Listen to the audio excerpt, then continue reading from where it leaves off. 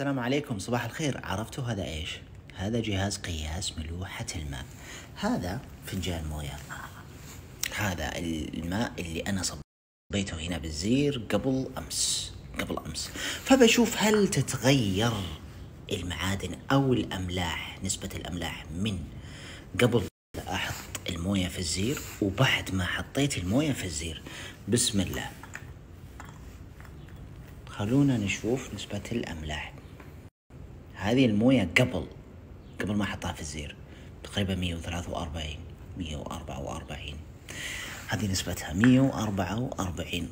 الآن بصب من الزير وبشوف. بلشت أنا يا أصب يا أصور.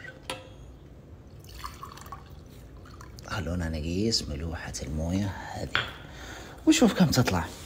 هل يفرق ولا نفس الشيء ولا يغير بنسبة الأملاح؟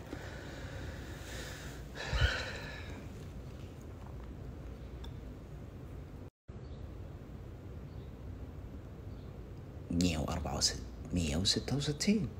غير بنسبة الأملاح 167. إيش يعني هالفرق هذا بنسبة الأملاح ما بين قبل ما أحط الماء في الزير وبعد ما حطيت الموية في الزير؟ غير؟ لا والله بيوصل 170 تقريبا، احتمال وصل 171 الحين نسبة الأملاح هنا في الزير. طبعا هي تعتبر نسبة إلى الآن ما زالت بالوضع الطبيعي وقابلة للشرب.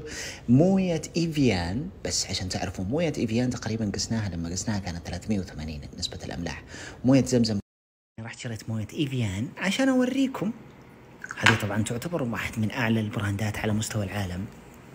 شوف كم ملوحة موية إيفيان، 379 374 بهالحدود. هذه نسبة الأملاح. نسبة أملاح يعني إيش معنى أملاح؟ يعني معادن، نسبة المعادن في الماء نفسه. طيب هنا علشان تحدد، فيه ناس تقول لك لا، خرطم فاضي انك تقول ميت وحي.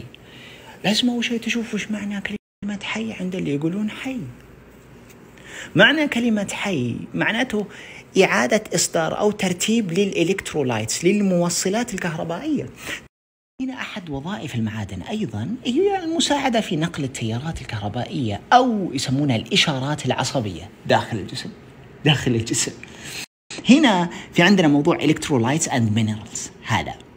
وهنا شوفوا المعادن اللي هو أهم المعادن اللي تدخل في الإلكترولايتس في عملية النواقل هذه: صوديوم، بوتاسيوم، مغنيسيوم، فوسفات، كالسيوم، كلورايد and بايكربونات.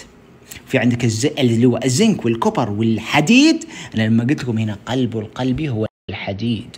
أحد مهام القلب إيش؟ إيصال الحديد محاط بالهيم حتى لا يعمل، تسمى بالهيموغلوبين، حتى لا يعمل الحديد في مكان غير مكانه ويكون في أكسدة. فعندنا هنا اللي هو الحديد، وعندنا المنغنيز، وعندنا الموليبدينوم، وعندنا الكروميوم. هذه كلها تدخل في الإلكترولايتس. في كتاب هنا كامل اسمه The Body Electric. هذا تبي تعرف إيش كفاءة النواقل العصبية. طيب نزلت المعادن هذه أو عملت بترتيب مختلف عن الترتيب الأساسي، ممكن يؤدي إلى انخفاض في النواقل العصبية أو الإشارات المنتقلة في النواقل العصبية. يعني عندك إنتاج اللي هو ATP، وعندك هنا صوديوم، كالسيوم، بوتاسيوم، ومغنيسيوم. هذه كلها داخلة بالموضوع عندك هنا. يعني ممكن يؤدي إلى عدم توازن للعمليات الحيوية. يعني هنا حتى الموضوع لو يدخل في اللي هو إنتاج هرمون الثايروكسين اللي هو الغدة الدرقية، يدخل في إنتاج هرمون الثايروكسين. هرمون الثايروكسين أنتم تعرفون أنه هو المعيار لضبط درجة حرارة الخلية، اسمه ثايروكسين. مأخوذ برضو لو تعرفوا أنتم قياس درجة الحرارة ومقياس درجة الحرارة اسمه ثيرمومتر، اسمه مقياس درجة الحرارة اسمه ثيرمومتر. فهنا تعمل على ضبط درجة حرارة الخلية ليكون فيه توازن. طيب هل هذا يحتاج إلى معادن أو انضباط في ترتيب المعادن؟ نعم. إذا الزير أفضل أم أسوأ؟ دور لك زير جودته عالية كويسة واستخدم الزير أفضل.